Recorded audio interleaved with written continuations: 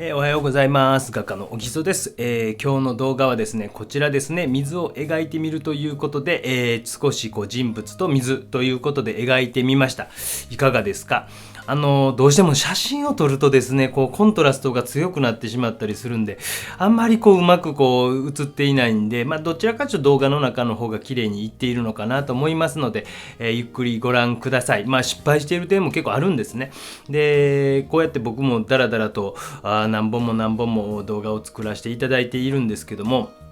これっていうのはどうしても今美術教育というのが小学校、中学校高校ですかね、の中ですごく軽んじられてるというと変ですけども、受験とかに関係ないのですごく削減されていってるんですよ。でその中でも美術を目指していきたいという人も減ってきていて、それがいいか悪いかという議論をしたいわけではなくて、例えば常勤の先生、常にいる先生がいる学校もあれば、非常勤の先生しかいない学校とかも結構出てきていて、そういう子どもたちも含め、あとはこういうコロナ禍でなかなか外に出れない人も含め、いろんな方法をお見せしていって、皆さん勉強してもらえればなと思って作っております。批判クレームたまに来ますけども、ぜひですね、皆さん動画作って、若い人たちまたは困っている人たちのために、皆さんそれぞれで、できる範囲の力を出して頑張っていきましょう。医療従事者の皆様、あと社会を支えてくれる人々、いつも感謝しております。それではどうぞ。それでは解説をしていこうと思います。はじめにですね、肌の部分とかを薄く水で溶いたこういうなんていうんですか、スカイブルーみたいな、セルリアンブルーみたいな、ターコイズブルーみたいな、なんかよく知りませんけども、そういうのを薄く塗っておきました。でこれティッシュで拭き取って、平滑にというか塗っておいてます。今回の技法自体はものすごく初心者でもできます。とにかく地味な仕事でございます。実際の時間は3時間ほどかかっております。もうちょっとかかっております。録画が3時間でした。で、こういうふうに一回薄く塗っておくとですね、滑らかな線とかが描きやすいんですね。なんていうか、紙に直接ポンと置くよりも、今回透明水彩草壁さんの絵の具を使ってます。54色セットのうち、何色かな、30色ぐらいを自分でセレクションしてですね、で肌の部分だけこのように塗っていっております。で紙はですね、キャンソンボードというキャンソン紙が塗ってある。僕はこれいつも使ってます。もう本当にしつこいぐらいこれ使ってます。単純な話、すごく厚紙が塗ってあるので、後ろに岩がありまして、岩の部分というのも背景とかもこうやってベタッと塗ってます。もうとにかく厚紙やからびちゃびちゃに水を浸してもボコボコとならないというところがあります。 B3 サイズで確か700円ぐらいとかやと思います。半分に切ると300いくらですか、50円とかですかね。B4 というサイズになります。私の動画でよく出てくるのはこのサイズ、または B4、これを半分に切ったサイズ、または正方形に切ったサイズとかですね、それぞれに、合わせてやっております。今回はちょっと大きく見せていこうということとですね、顔なんかもちょっともう一回ディティールを描いていくところをお見せしようと思ったんですが、これはじめ下書きは鉛筆で自分でシャシャシャシャシャと描いていったんですけども、実はちょこっと顔が大きかったんですね。まずこれが第一の失敗。そういったコメントがあった瞬間に私は申し訳ございません。ブロックさせていただきますのでもう自分で認めておきます。そういうところがまず失敗でしたというところですね。本当にそれはもうね、長いこと絵描いてるとうまくいかんかったりする。なんとか微調整して直そうと思ったりしたんですけども、あとは完成したなんとか写真に撮っても柔らかいハーフトーンっていうのがなかなかうまいこと出なくて、今回はすごく今まででも写真の撮影が難しかったなという感じがします。でもそれでもスマホ1台でやっております。岩ですね。ちょっと濡れてる状態の上に乗せていっています。若干ですね、すごく濡れているというわけではなくて、で本当初心者の方っていうのはこういうふうにちょっと怖かったらば一層薄く塗ってみる下地を作っていくということをされてみてもいいですよ。私の動画をねたくさん見てる方、今までの全然違うじゃないですかって怒られそうですけども、水彩画の基本というのをどれぐらい前かに上げているんですが、それとほぼ同じような技法なんですね。でももうちょっとこう顔の部分の実はこれぐらいネチネチ描いとるよっていうのをお見せしたくて、っていうのと、あと水面っていうのは実はこれぐらいネチネチ描いとるよというのをお見せしたくて作っていったら40分近くになってしまったということで、ここで謝罪申し上げます。早めに謝っておいた方がいいかなと思います。クレーム等一切受け付けません。クレームがあった場合は速攻申し訳ございません。皆さん動画見れなく、私はそういうもう対応疲れますので、いたします。申し訳ございません。アカウントを変えたらまた見れますけどね。またクレームが入ったらまた見れなくなるという、何を言うてはるんやって感じですね。で、ちょっと土台は作っておきます。その土台は薄めに作っておきます。まあね、いろんな方がここまで見せていただいてありがとうございますというコメントが 98% ですけど、やっぱ 2% ぐらいいるんですよね。俺のがうまいぜみたいな。そうですか、ありがとうございますっていう感じですよね。まあね、作っていただいたら一番初めにも言いましたけども、今なかなかですね、コロナ禍でなかなか教室に通いたくても通えないとか、でもね、時間がなかなかあるぞとか、学校の先生で美術の常勤の先生いないからとかっていう子たちいるんですよ。で、僕大学とかに入ってきて、そういう学生さんがいて、全然だから美術はやってきませんでしたって言われるのが嫌で、じゃあ今から私は高校1年生のあなた、大学の先生してます。自己紹介簡単にしますと、九州の福岡か宮崎か長崎か大分か鹿児島か沖縄か熊本かどこか一つ忘れてますね。皆さん探してみてくださいという大学の国立大学行政法人の先生してます。どこかで調べてみたらすぐ分かります。で、なんかそういうことをやっぱり言うんですよ。だからもうなんかね、それじゃああなたに僕は高校1年生から教えやなあかんのっていう風になってくるじゃないですか。で、それはもう今の時代僕は言い訳やと思うんですよね。教えてもらうことできなかった。じゃあ高校を選ぶときにここの学校は美術の先生がしっかりしているとか、やっぱそこまでもしかして調べやなあかんのかもしれんし、もしねそういうことになってしまったらやっぱり自分で勉強したり画塾に通うとかですね、なんかそういう手があると思うんですけどもね。で、今もこうコロナでなかなか外に出にくいとかっていう人のためにもこういうのを作っていたり、描いた絵いいか悪いか分かりませんということがあったりすると思うので、鬼好評というのをやったりして、皆さんの作品をブータれるという企画とかもやっております。で、透明水彩がやっぱり皆さん一番手軽なんですよね。一番圧倒的に見られる回数も多いので、また作り直しました。この段階ぐらいじゃやっぱり顔がちょっと大きいなとかって気づいてないんですね。どうしても僕の中で重力がかかっているからっていうので、ほっぺたが少しこっち側が垂れてとか右側が垂れてとかっていうこととかは考えながらいろいろデッサンするんですけどもね。で、水面も同時に描いていきます。で、よくあるんですけども、私こうやってね見ての通り本当に画面の全体を進めていきます。で、これは僕は結構大事なことかなと思っていて、画面の中でここに今グッと暗いアクセントを置きましたね。で、ちょっと大事に描いていっているところは大事に描いていってます。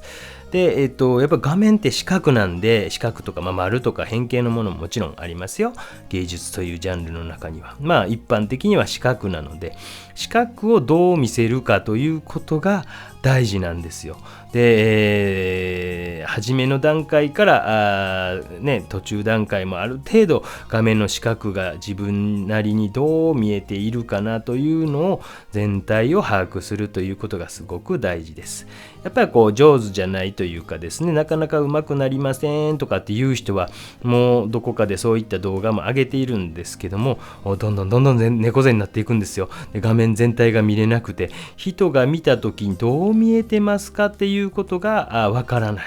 だから僕はこれ頭がちょっと大きかったかもなっていうのは案外このぐらいの段階で気づいたんですよ。あれ？でも水彩ってなかなか直しが効かないんですよ。だからちょっと難しい画材の部分というのもやっぱりあります。で、それぞれの画材の特性というのがあって、透明水彩っていうのは薄く重ねながら白を塗り残すっていうのが一般的です。で、僕は一般的な方法もやりますし、この動画の中皆さんね見てると、でも小木曽先生なんか突然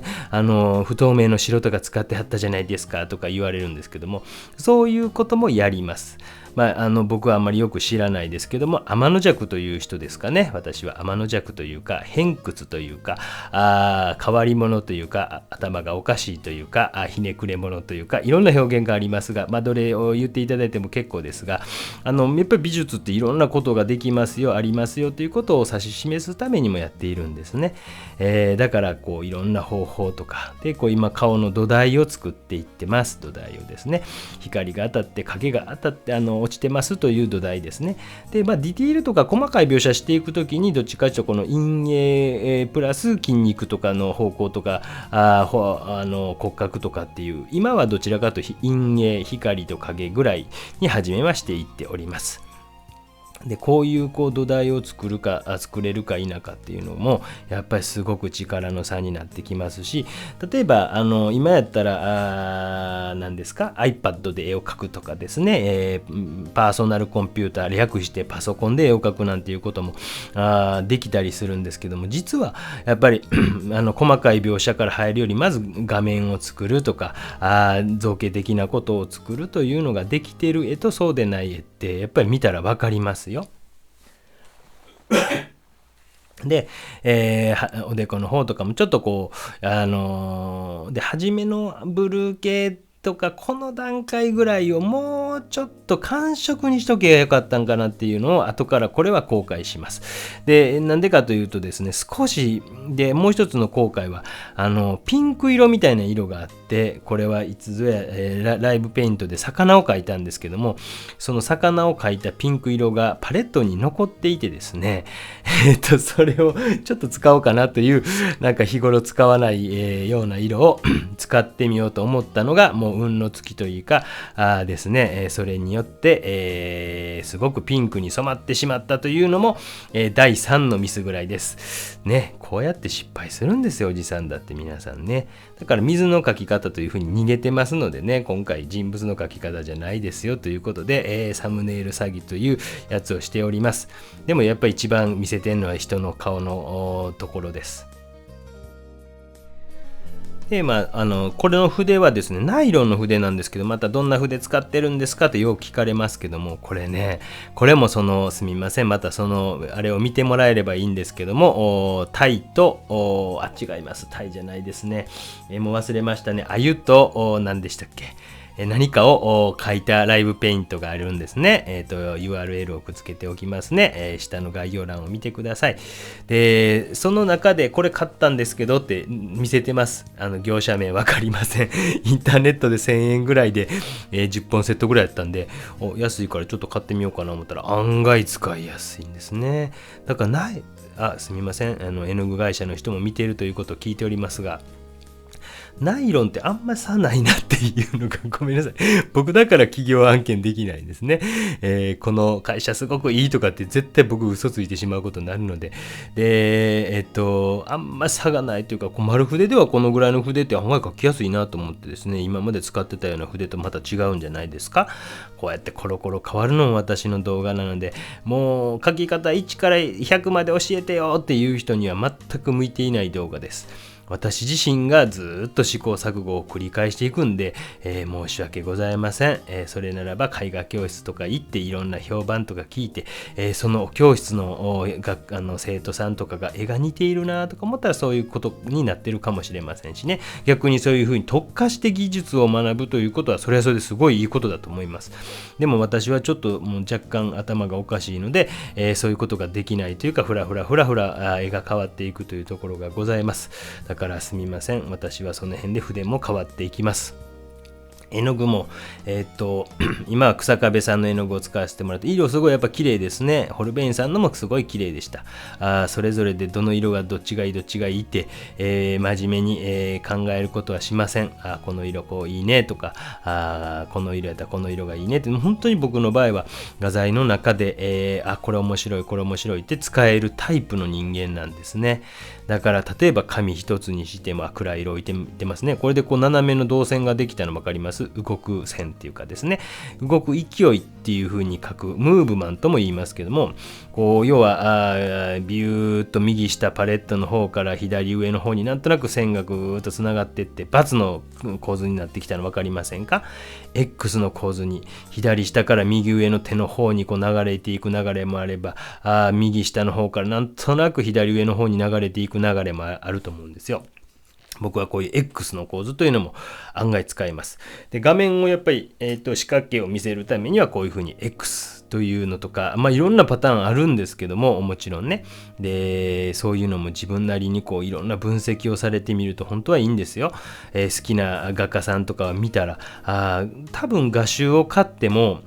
全部が好きということは僕ないと思うんですよ。知りませんよ。今ちょっとやばいこと言ってますか？でもその中でも特に好きってあるんじゃないですか？皆さん、この絵特に好きっていう。例えばそれは描かれているものが好きというのもあれば、あれもしかしてこれ構図めっちゃかっこいいかも。みたいなのあるかもしれません。で、そういうのは引用というか、自分なりに解釈して、じゃあ私だったらっていうことで、僕なんかはこれ X みたいな構図はどこからかヒントを得たかひらめいたか知りませんが、よく使う一つです。だから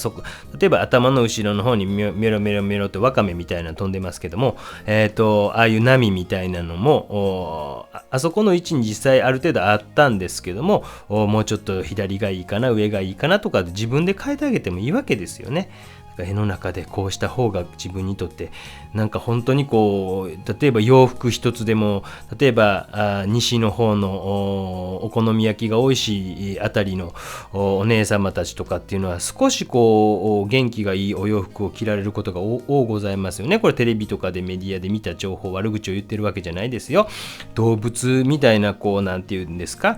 お顔とかがプリントされたお洋服を着られていたりとかっていうことね、なかなか例えば東京の白金台とかでは見かけないような素敵なファッションをされているとか、お好み焼きが美味しいあたり食い倒れの街ですか。でも白金のお姉様たちは着ない、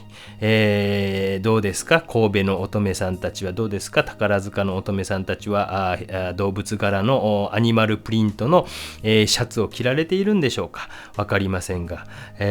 関西じゃないね、お好み焼きが美味しいあたりのなんていうか、あのあたりではそういったものを着られている、売っているということでですね、なかなかこうそういうのも好みじゃないですか。で、何でも好みなんで、こうすごく難しくって、こうすみません今ちまちま書いていて、これはすごく透明度の高い、水を描くときには例えば上の方の波っていうのはどちらかと水平線に近いように、手前の方というのは水が少しとどまっている、だから下の岩みたいなのが綺麗に透けているみたいな感じに書いていってます。だからおじさんの話うるさいぞ黙れっていうのやったらミュートっていう機能がありますので、ぜひミュートにしてください。だからちょっとこう手前と奥の見え方が違うんですよっていうことも描いておきました。ちまちまちまちまちょっと出ている。で、今これちょっとピントが合ってませんけども、後半の方はもっとピントが合いますので、ちょっとこれは急遽拡大して、あれしてますので、最後の方もちょっとお付き合いいただければと思います。この時はちょっとピント合ってませんし、筆先が手に隠れてしまってますが、後半の方が少し見やすくなっております。でちょっとこのピンク色っぽい感じというのがね、後々まで響いてくるということが起こって、やっぱり染料系っていうか染まり色系っていうかな、そういう色ってやっぱり使うの難しいなって、タイなんか書いたりとかですね、この間書いたのは何やったっけ4文字ですね。唐揚げにして食べました。ありがとうございました。美味しゅういただきました。パートナーというか妻というかが作ってくださいまして、非常に美味しかったです。あとは鮎の塩焼きも非常に美味しかったです。ライブペイントなどもやってます。だいたい土曜日のコロコロ変わってすみませんが、午前中か午後かわかりませんが、本当にコロコロ変わります。土曜日が中心にやってます。2週間に1回ペースぐらいかなと思いつつも、なんとなくこう毎週最近はやっているというような状態が続いています。楽しんでですね、編集しなくていいから楽なんですね。バレました。今バラしましたけども、こういうのは編集しております。後から言葉を入れたりしています。でこういう風になんていうんですか、パズル的なこうなんていうか綺麗でしょ、こうね、抽象画みたいな描いてる気持ちですよね。細かい、私そんなもう大変やできひんっていう人はしなくていいと思いますよ。肩が凝るだけなのでですね、私みたいな人はできますね。暗いんですね。暗だからだと思います。ネチネチすることができます。今の段階は顔とかはそこまで悪いと思ってないんですけどね、ちょっと陰影とかつけるときに少しいろいろ失敗していってるんですね。そういうとこもね、ご容赦ください。皆さんも人の失敗とか見てケラケラ笑うタイプですか？私は絶対そういうことないんですよね。人の失敗だと一緒に悩んであげるタイプでですね、どうしたの？大丈夫？なんていうふうに相談に乗るタイプです。ジョークかな？わかりませんが本当の失敗に関してとかね、本当に悩んでたらもちろん真面目に名前聞きますけどね、の失敗は案外心で笑ってしまうというか、どんまいどんまいなんて言いながらっていうふうにね、そういうことが鬼好評でついに吐露されてしまったということでございます。でちょっとこれ紫系で少し土台を作って、もうちょっと作っておこうということで、2回目の土台を作りにかかりましたね。慎重にいってますね。怖いですよね、皆さんは。こんなバンと動いたら、この段階ぐらいはまだギリセーフやったんかなと思うんですけども、でもこれ怖いでしょ。水を多めにしてですね、ちょんちょんちょんと置きながらですね、この辺までちょっとピンクっぽい色を置いていって、ほっぺたのあたりを、でこれ水だけで今ヒューッとねグラデーションつけたわけですよね。わかりました。わからなかった人はもう一回、巻き戻してください。で真ん中あたりのところの光が当たっているところっていうのは白に近いというか、これでも薄く青がかかっているんですよね。一番初めにやってますもんね。でポンポンポンポン日野の2トンということで、商品名言ってしまいました。トントントントンティッシュで叩いて、この段階でちょっと違うぞと思ったんですね。これが難しいですね。ちょっとこういうところ消しておこうとか、稜線が急になりすぎてるかなとかっていうので、だから紫色というのをこの段階で置いたことが失敗やったのか否か、最後まで分からずに、終わりましたが、また時間が経てば多分そういう問題っていうのはやっぱこうやったんかなっていうことで分かります。皆さんもダメでもやっぱりでもこうやって見ると落ち着いてきましたね。ちゃんと自分で自己分析できることの方が大事ですよ。よく言うじゃないですか、テストの点数ね、予習より復習の方が大事やとかっていうふうに学校の頃習いませんでした。僕は習った記憶があるんですけども、やっぱなぜこうなんやろああなんやろっていうことを考える方が大事やと思うんですね。でちょっと顔小さくしだしてるんですよ。今のでも1ミリぐらいちょっと小さくして、で本当に人間描く時って本当に1ミリぐらいの作業になりますよ。1ミリ違えばすごく印象が変わりますよということが起こります。だから皆さん本当にこういうところもね影を描いて、でもエッジが強くなるじゃないですか。明るいところと暗いところで水とかでまたわーっとぼかしてティッシュでトントントンとやったりですね、そういうことをまだもうちょっとこっちかなもうちょっとこっちかなっていうせめぎ合いをしながら、ちょっと今水でやりました。そしてトントントンとね、そしたらグラデーションっていうのができます。グラデーションですよ。こういうところも慎重に、もうこれぐらいのスピードで書いてるんですよ。でもう僕書くの早いって言われるんですけど、多分ライブペイントとか見てもらったら書くの早いかもしれないですけど、一発一発でそこそこ決めようとしているんですね。でどんな絵でもだいたい一発一発で決めていって、で油絵なんかを一発で決めるんですけども、でその後もう一層もう二層っていう風に描いていくことによって、これ肌のところにピンクっぽいのを置いて、このピンクが失敗やったかなとか思いながらですね、今反省しているわけですね。だから行っていってある程度慎重に、今これ水でジャバジャバの状態なんで真ん中あたりに光が当たっているという設定にしているので、タンタンタンタンタンタンという感じで描いていってます。こういうね独特の絵ですけども、やっぱりオフィーリアっていうですね、ミレイ、ジョン・エバレット・ミレイかな。ミレイってもう一人いますよね。落ち穂拾いというのを描いてる人と、そのオフィーリアって描いてる人がいます。ラファエル全派っていうんですけどね、ラファエルの頃に戻ろうっていう運動なんですけどね、ラファエル全派っていうなんですのって感じですけどね、イギリスので生まれた運動ですね。でラファエル全派の作家ジョン・エバレット・ミレイのオフィリアっていう作品が結構好きなんで、こういった水の作品とかっていうのも描いたりします。やっぱりそういうところからインスピレーションを受けているというか、好き嫌いがあるわけですよ。だから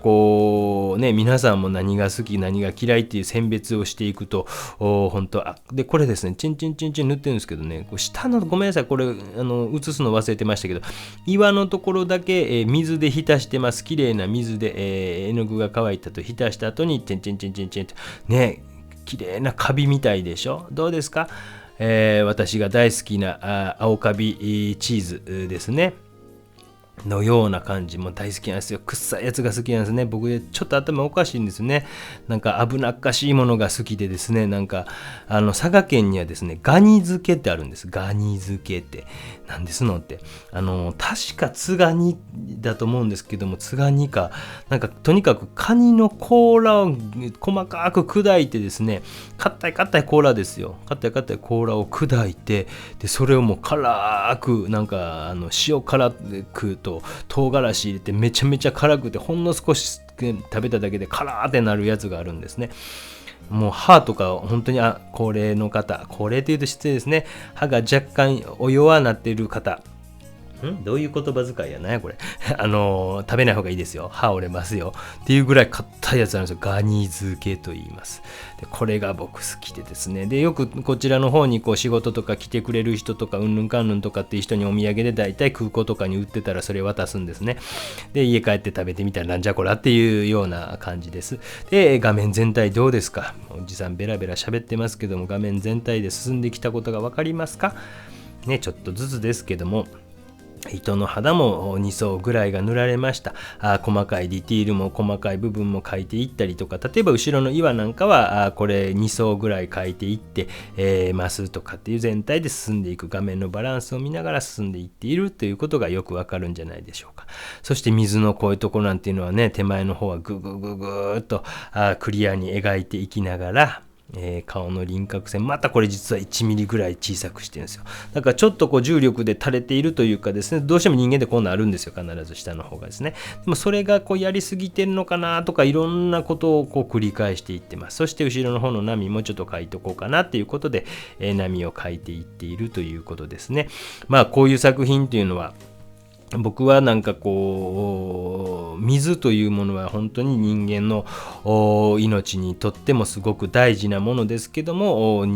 水によって起こるなんていうんですか、災害とかっていうのもすごくありますよね。だからこうすごく透明で綺麗な水なんですけども、人間がその水の前に立つとその力たるやということを指し示すような絵を描ければ、それでもすごくこうキラキラ光ってる美しさももちろん描きつつもということで、こういう作品を描いております。これは油絵にして、出してすぐ売れてしまった作品だったような記憶がありますね。こういう感じで描いていってます。で作品とかなくなってしまうんでですね、水彩とかにまた書いて、思い出そうかなとかっていうことをしたりとかですね、もしていきます。だから私は独特の作家さんです。基本的には前描いた絵をまた油絵で同じように油絵は描かないんですが、水彩とか別の画材で描くことは結構あります。油絵を描く前に水彩を描くことももちろんあります。でその辺はなんかこう本当に、いろんなことをやりたくなってしまう若干病気的なところがあります。皆さんもどうなんですか？同じことばっかり一つやっていると飽きませんか？同じとこの豚骨ラーメンばっか食べてたらどこかの味噌ラーメン食べたいとかなりませんか？芋焼酎は俺はこれしか飲まんという人もいますけども、案外違う焼酎飲んだら美味しかったりしませんか？だから画材に関しても本当にこの辺はねディティールがなるべくこうピントを奥に合わせてと思ったら意外と指の方に合ってんな、おかしいなね。一生懸命なんて言うんですか、合わせたつもりだったんですけどね。そういうこういろんな画材とかに関してもチャレンジしてみるの本当にいいことですよ。これ髪の毛描いていってます。やっぱりですね、脳活になりますよ。脳活というか全く逆です。油絵の具は白厚く塗りましょうなんて言うてますけど逆ですもんね。この辺りまでは悪くなかったんですよね。最後の方失敗しましたね。やっぱり慎重になるべきところは慎重に。皆様の鬼好評とかでもよく書いてますもんね。書き込みすぎて良くなくなりましたってね、私もそういうこと起こりますよということで、反面教師にしてください。今ご自宅のリビングでコーヒーでも飲みながらこれを見ながらケラケラ笑ってやってください。中年失敗しとるわっていうことでケラケラ笑ってください。もう失敗もお見せするのが私のポリシーでございます。ね、全部失敗してたら、成功してたらしゃあないですもんね。で、ちゃんと失敗を次に生かすということをしていけばいいんですね。ということで、ちまちま最終的には今書いていっております。もうちょっとちまちまお見せしますね。もう皆さんちまちましょうもないって言うかもしれませんけども、もう本当そういう地味な仕事なんですけども、そういうのが積み重なってきているということなんですよ。そして微妙なトーンが出てくるというかですね、ハーフトーンが豊かになってくると、絵の具、ここちょっといったポイントですよ。鼻のハイライト描くときに今ちょっとグッと明るいとこ塗り残して、ちょっと塗って、で綺麗な水でわーっとぼかして、最後ティッシュでポンポンポンってやるんですね。ここ結構ポイントですよ。細かいでしょうね。で水だけでこれシューッと今グラデーションつけてるわけですね。グラデーションつけてですね、でティッシュでポンポンっていう、そうするとほんと少しだけですけど生の白に近いようなところが残ってる。生の白じゃないですもんね。これ青はじめに塗りましたからね。でも明るいところが塗り残ったということを、あんなことしてるんです。ほとんど見えないでしょ。私も老眼なんで今画面見ながら喋ってます。スマートフォンの画面をほとんど見えませんでした。でちまちまこうやって最終的には水のところもいろんな下の石が映ったり波があったり描いていくわけですよ。でこの辺は水がとどまっているということですごくキラキラ見えて抽象画みたいな感じですね。でこういう感じでちまちま書いていきながらですね、出来上がってまいりました。30分近くベラベラ喋っているとさすがに喉も渇いてまいります。これ本当になんか10本セットぐらいの筆1000円ぐらいでインターネットで買ってなんて返しちゃったかな、ちょっと分かりませんけども、そういう優しさもなくなってまいりました。皆さんぜひですねあれを見てください。何ですか、魚を描いたライブペイント5月29日ってやつだと思います。第22回やったと思いますけども、ぜひご覧いただければと思います。今止まってますね。出てきましたね。で暗い色でグッグッグッグッグッグッと波のところのなんていうか強くなってるところもあったりするんですね。でそういうところの隙間間を描いてて、細かい、もう暗いしょうもないって感じですか。こういうことやってるんですよ。暗い細かいですよね。こういう水のところなかなか面白い作品ではあるんですけどね。もう一回これ書きたなってるんですけどね。この辺りまでいいんですけどね、この先になると硬くなってくんですね。で原因はなんとなくピンク色がすごく強くなりすぎてしまって、なんか人形みたいに見えてしまうというか、もうやっぱりちょっと寒色系みたいなのが入ってきた方が良かったんちゃうかなっていう部分と、ちょっと反射光みたいなのが強すぎたりしたんかなっていうところとか、本当にこんな感じでちまちま書いていっております。細かいですね。その辺ってすごく難しいですね。バランスっていうのはなんかここやってもすごく難しいなと思います。もう何十年と20年以上書いてます。もちろん東京芸大に入った時が1997年か6年なんで、25年ぐらいは大学生からすると書いてますし、大学を卒業した2000年からだと21年、個展をしたのが24ぐらいやから何年ですか、22年前とかそんな感じかな。よくわかりませんけど、何年やってるかよくわかりませんけども、芸大出て25年か。ちまちょっと黄色っぽいのでちょっとピンクっぽすぎるぞというのがちょっと自分の中で引っかかりだしてるんですね。あれなんかうまくいかへんぞって、なんか硬いぞとかね、そういうの引っかかりだしてるんで、ちょっとハーフトーンを増やしていくしか今ないのかな手はっていう風に実は書いてるんですよ。だからなんか微調整の時のなぜっていうことを考えていったりもしています。なぜこうなんやろっていうことを考えたり、ちょっとほっぺたにちょっとピンク色の血色よくしようかなと思ったんです。これ失敗でしたな、最大の失敗で、それちょっと強すぎたんで今ぼかしてるんですけど、これによってピンクが染まっていったんですね。よかったですね。皆さん人の失敗見てケタケタ笑ってるんじゃないですか。ガンティッシュで拭き取れ、急げっていうことでやってます。こういう感じで、描いていきました。皆さんもぜひですね、なんかこう失敗した理由とか原因とかっていうのは必ずこう理解する方が大事ですよ。あとは成功した、うまくいったっていう部分はうまくいったっていう部分でやっぱりこう理解するということも大事です。それでもなんとかこうハーフトーン作っていけばなんとかなるんじゃないかということでネチネチネチネチ書いていっているわけですね。案外こう写実的にこう書いていっているところがありますね。なかなか難しくて髪の毛描いていってます。すみません、手で写ってなくて、こういうところですね、こういう毛先がとんがった筆を利用しております。自分でこう加工しているんですね。ぜひですね、私のいろんな動画見ていただいたらこういうのとかもありますし、筆の作り方というのも油絵かなんかのところで紹介してますので、よかったら見てください。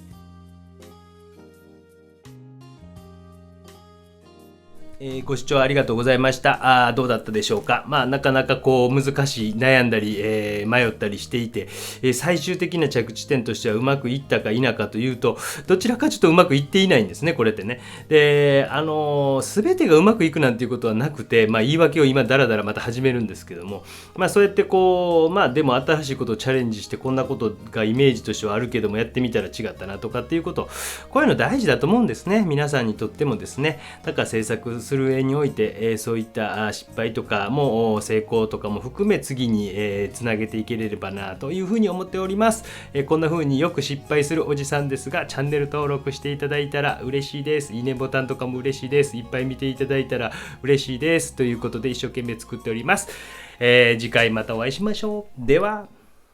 チャンネル登録よろしくね。SNS もやってます。